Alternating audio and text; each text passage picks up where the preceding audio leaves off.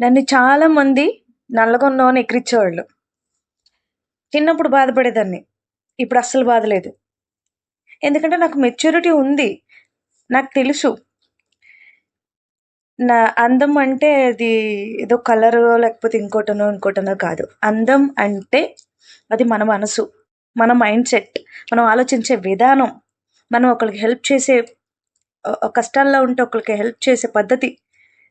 వీటన్నిటిని నాకు తెలిసి అందం అని చెప్పొచ్చు. ఎందుకంటే బయటికి కనిపించే అందం కన్నా ఇవి ఎన్నో వేల రెట్లు ఎక్కువ. బయటికి కనిపించే అందంతో కేవలం ఏం ఉపయోగం ఉంటుందో నాకు తెలీదు. మహా అయితే బాగున్నారు అని అనిపించుకోవడం తప్ప.